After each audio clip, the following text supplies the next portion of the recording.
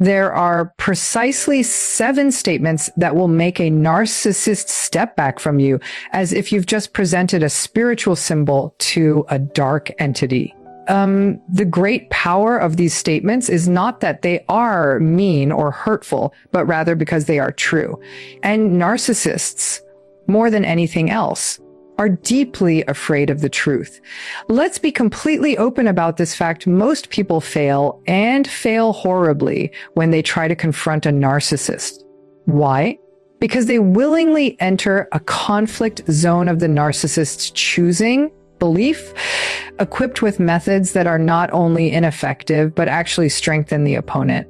You bring your feelings, your sense of justice, your wish for peace and understanding to the narcissist.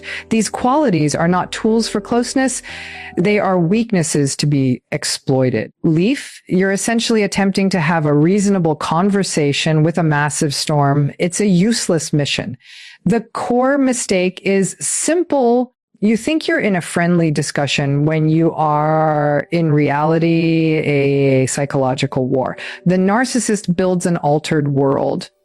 A twisted version of reality where they are the heroic, wronged center of the universe, and you are the defective, foolish, and constantly obligated supporting character. Every emotional burst you have, your frustration, your sorrow, your desperate pleas is you agreeing to use their map. You are confirming their warped reality by staying within its boundaries. And on that territory, they will always be victorious. The monumental shift in power happens the moment you stop reacting and start responding. An emotional reaction is a sudden, uncontrolled release of energy. It's the sudden jerk, the scream, the burst. A strategic response, on the other hand, is a quiet, thoughtful act of determination. It is the conscious choice to toss their map into the fire and to stand solidly on the foundation of what you know is real. This is where language becomes your most effective tool, not a heavy object to strike them with, but as the materials to construct a structure of reality so firm that their delusions simply can't break it. To understand why this works, you need to look closer. You must grasp what truly powers the engine of narcissism. What is a narcissist genuinely scared of beneath the grand displays and the self-praising speeches? It isn't your anger. It isn't your logic. It is simply being exposed. Their entire personality is a defense-built piece by agonizing peace around a core of deep inadequacy and shame. It's a grand, sparkling fortress constructed to conceal a frightened, hurt inner self. This is not a justification for their actions, not at all. It is a key observation for your strategy. Their greatest fear is that someone will notice the flaws in the fortress wall, that someone will catch a glimpse of the pitiful reality they are trying so hard to hide. They live in constant fear of being truly seen. This is why certain words spoken with clarity and without hostility act as psychological triggers. These words don't attack the fortress. They simply light it up. They hold up a mirror. And in that mirror, the narcissist is forced to see not the godlike image they have of themselves, but the faint outline of the fraud they are terrified they might be. This is the deepest form of the psychology of shame. They are not scared you will harm them. They are afraid you will see them for what they are, and that this seeing itself will destroy the illusion they depend on for their very existence. I want you to really consider this for a moment. Take a pause and think, have you ever said something to a difficult person that made them instantly back off and you couldn't quite figure out why it worked? Maybe you were just wary. Perhaps you ran out of energy to argue and you said something simple and direct, and suddenly the chaos stopped. There's a method to this, a profound psychological truth.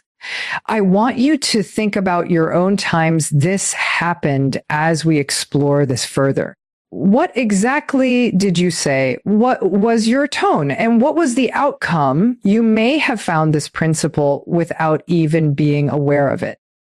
This leads us to the structure of verbal boundaries. Let's be absolutely clear, setting a boundary with language is not an act of aggression. Aggression is an attempt to control or hurt another person. Assertive truth-telling, which is what we are discussing, is an act of self-control. It is the refusal to let someone else determine your reality. Imagine it like a line marking property. Aggression is entering your neighbor's space. Setting a boundary is simply standing on your own ground and stating calmly and firmly, you are not allowed to cross this line. The statements themselves, which we'll get to, are only one part of the solution. Your tone and delivery are what give them their strength. A boundary yelled in anger is not a boundary. It's an invitation to a fight. It signals that you are still operating on the territory of emotion. And the narcissist will gladly join you there. But a boundary stated with the calm, steady finality of a mathematical fact, that is something their mind cannot easily deal with. It's like attempting to divide by zero. It breaks the established rules of the interaction.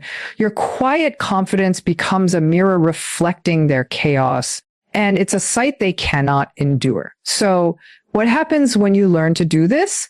What is the profound transformation waiting for you beyond this fear? It's not just about managing a difficult relationship. It's about a fundamental change in your own person.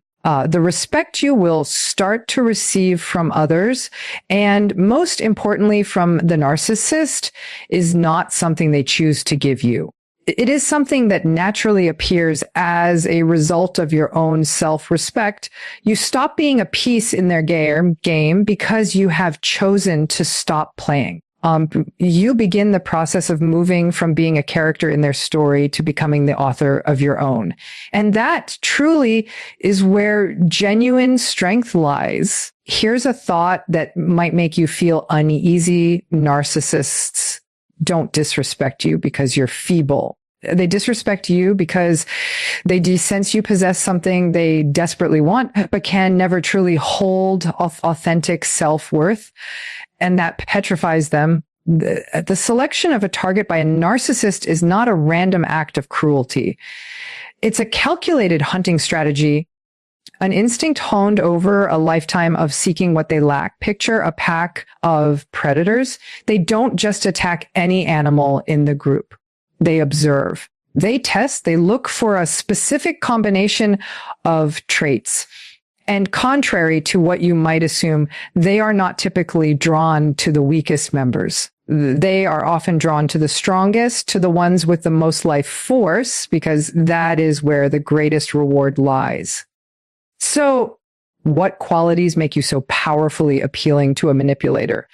First and foremost, your empathy, your capacity to feel, to understand, to give the benefit of the doubt.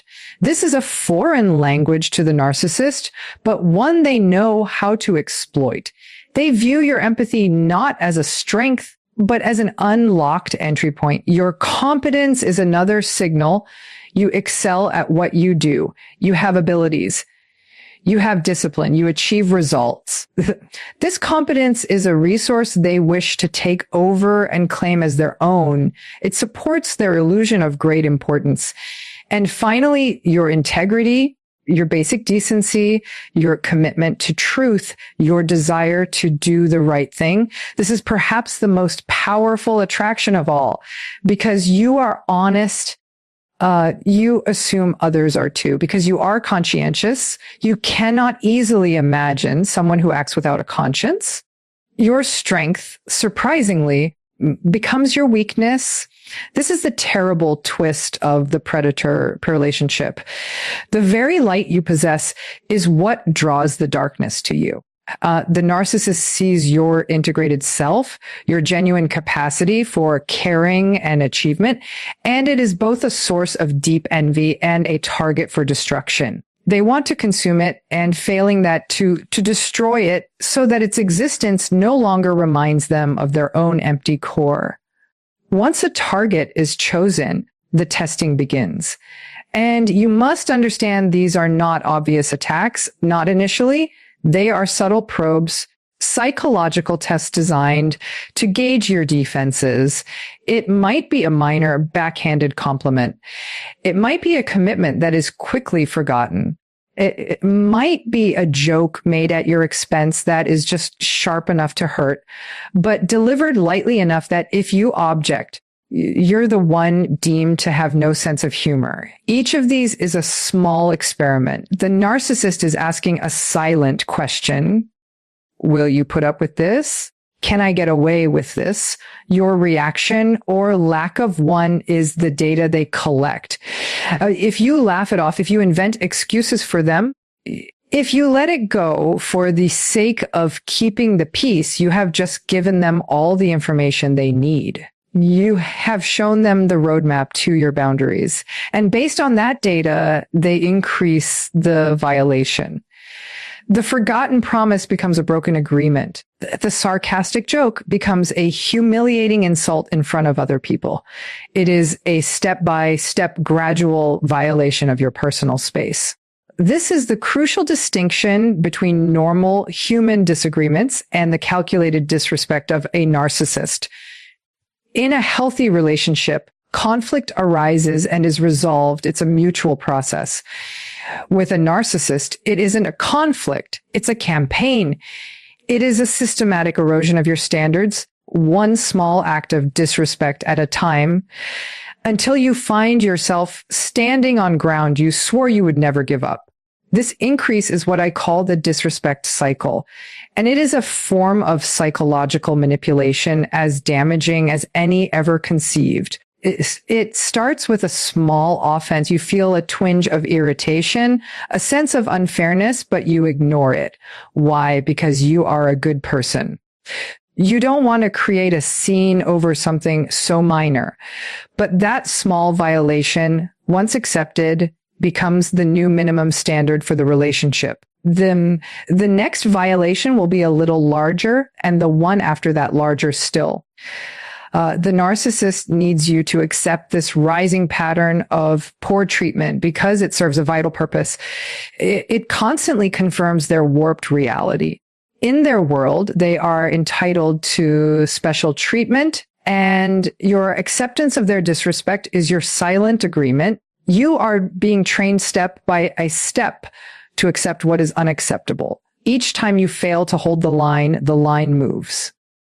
And what's truly unsettling is how quickly a person can adjust. The human mind is designed for adaptation, but that feature can be used against us.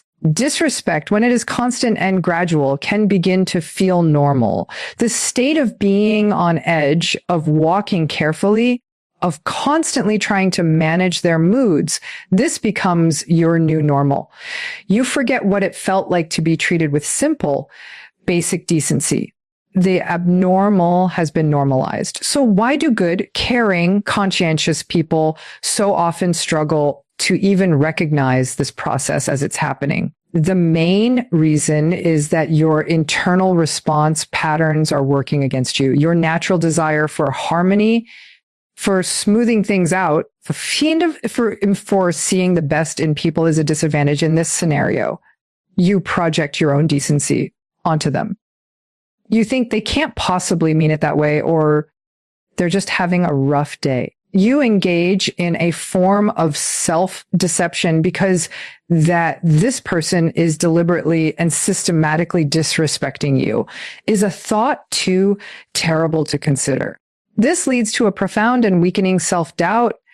You start to question your own view of things. Am I being too sensitive? Am I overreacting? This is the narcissist's most effective trick to convince you that the problem isn't their behavior, but your reaction to it. You become an unreliable narrator in the story of your own life. But there comes a point, a breaking point. It might be a disrespect so clear so undeniable that it shatters the confusion of self-doubt.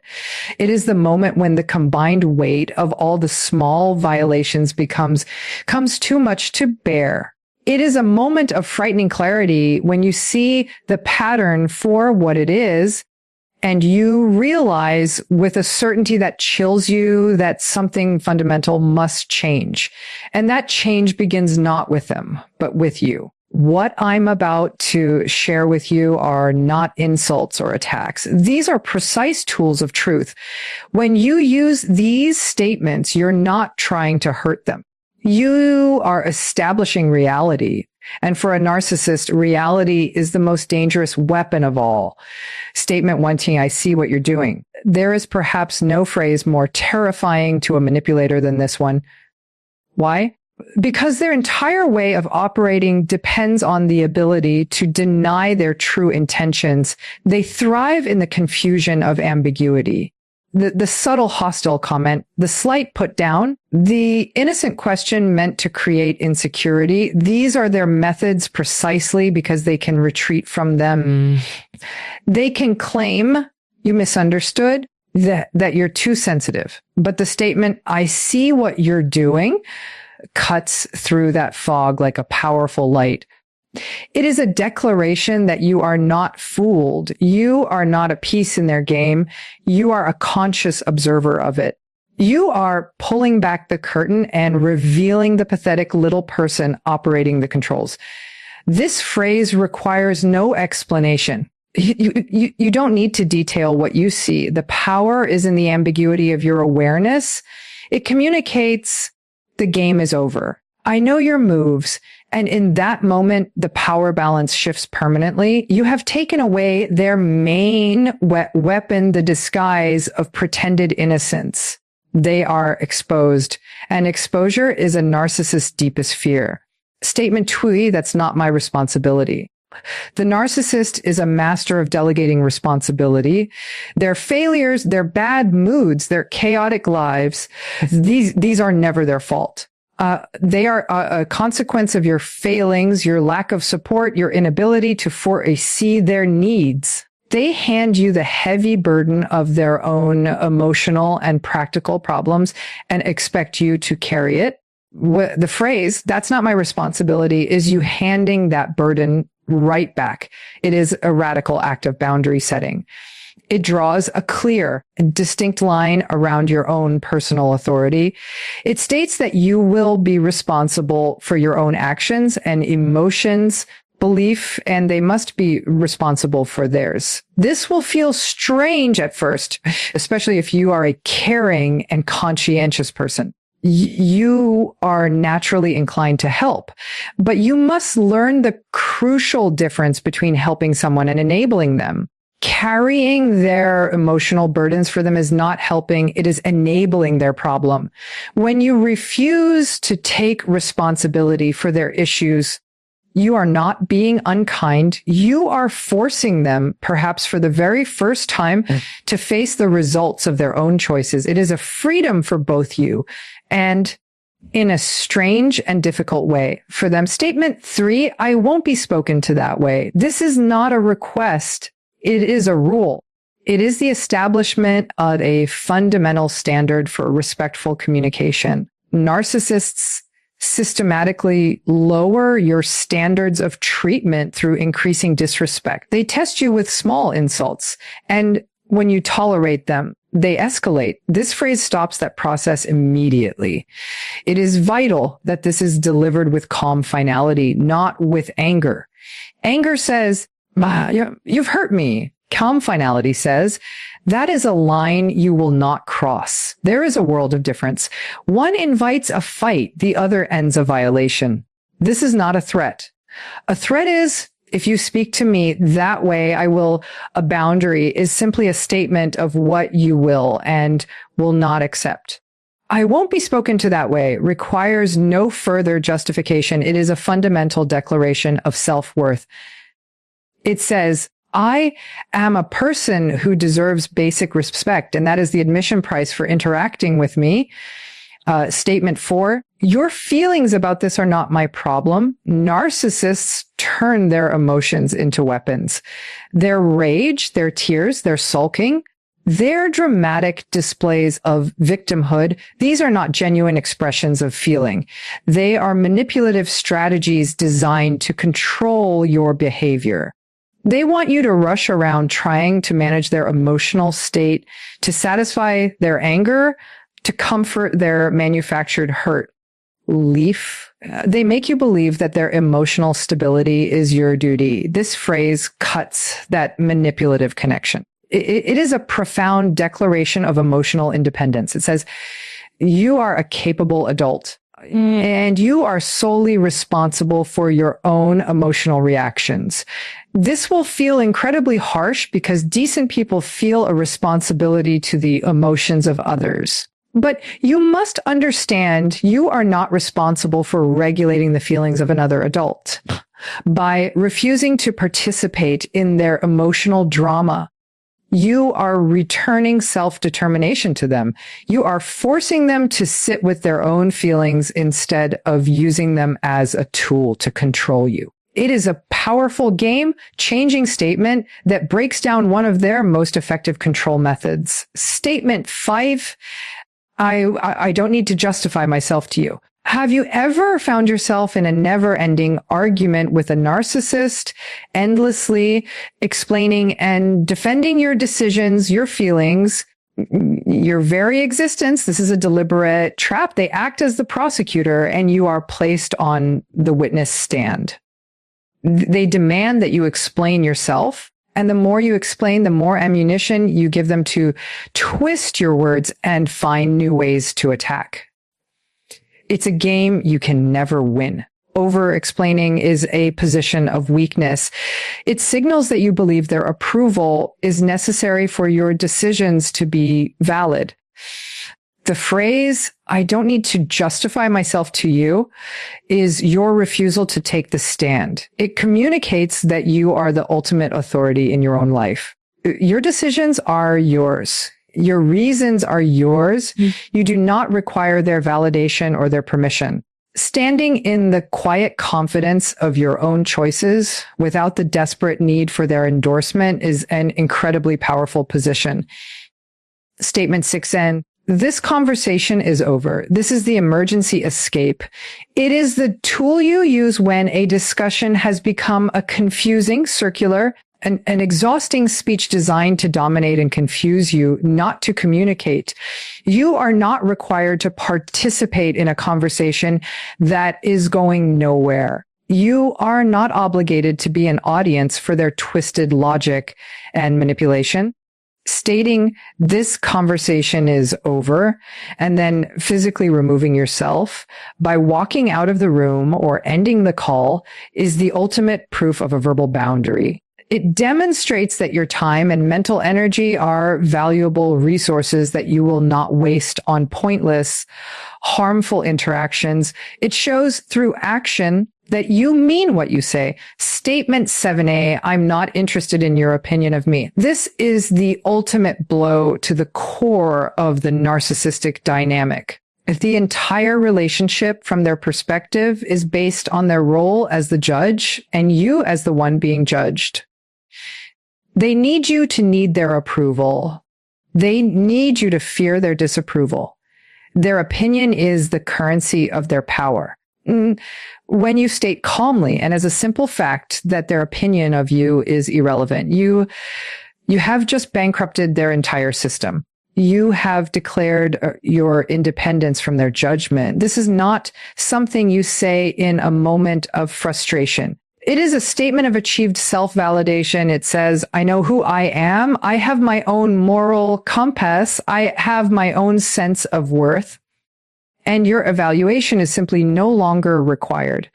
This is the ultimate freedom. It is the moment you stop looking to them for a reflection of yourself and find it within. The reason these phrases are so devastating to narcissists is not that they are cruel, but because they destroy the fundamental lie that their entire personality is built upon.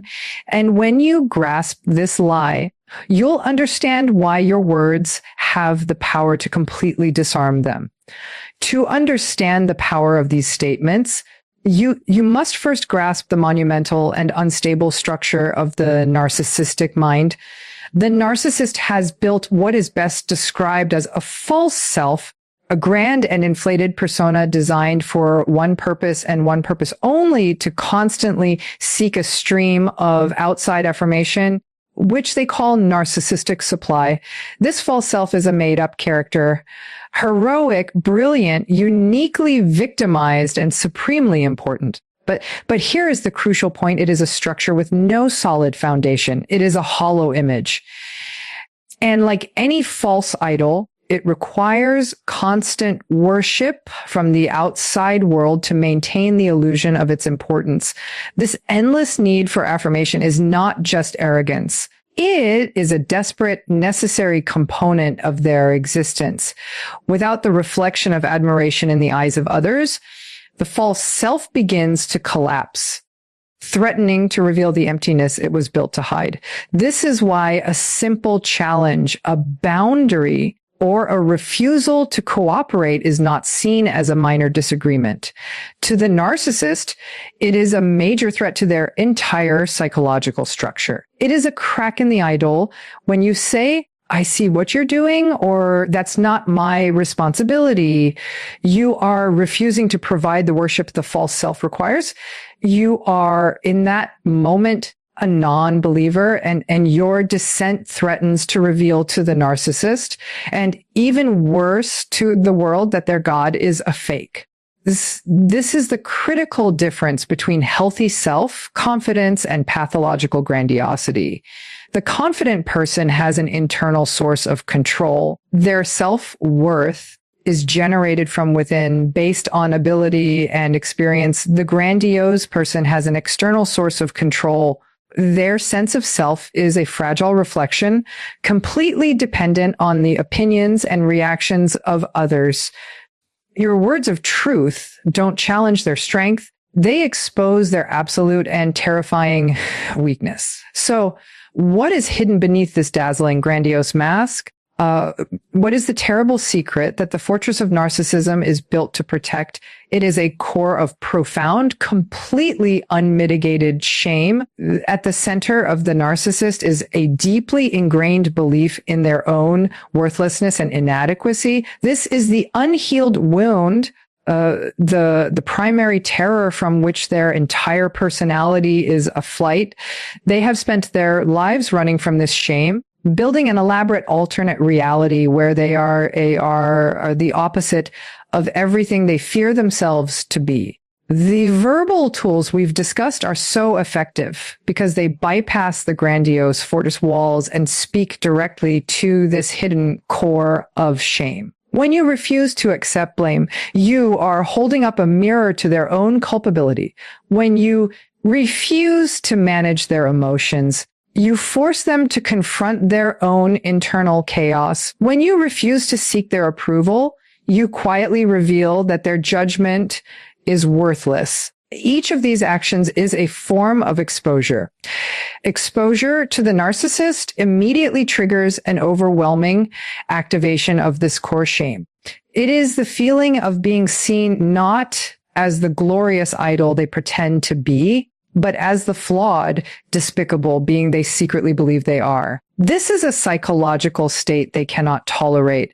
Their defenses are specifically designed to avoid this feeling at all costs. To be truly seen is to be destroyed. Your simple, clear statements of reality pierce the disguise and force a confrontation with the very thing they have spent a lifetime trying to outrun. How does a narcissist maintain power in a relationship? Primarily through the strategic use of confusion and doubt. They are experts at the word salad, leaf, the circular argument, the manipulation that makes you question your own sanity. They create a fog of emotional and intellectual chaos in which you lose your sense of direction. In that confused state, they are in control. They define reality because you have become detached from it. Clear, direct language is the counter agent to this poison. Phrases like, this conversation is over, or I don't need to justify myself, are acts of radical clarity. They refuse to enter the fog. They refuse to play the game of mental gymnastics. You are planting a flag in the solid ground of reality and refusing to be pulled into their swamp of confusion. By refusing to take part in their games, you make them powerless. Their control mechanisms depend entirely on your participation. Once you withdraw that participation, their tactics are revealed for what they are, pathetic and obvious attempts at manipulation. Boundaries force them to face a reality that is not of their own making. And this is a territory where they are weak and ineffective. If there is a powerful psychological effect that occurs when you respond to a narcissist's chaos with unshakable calm.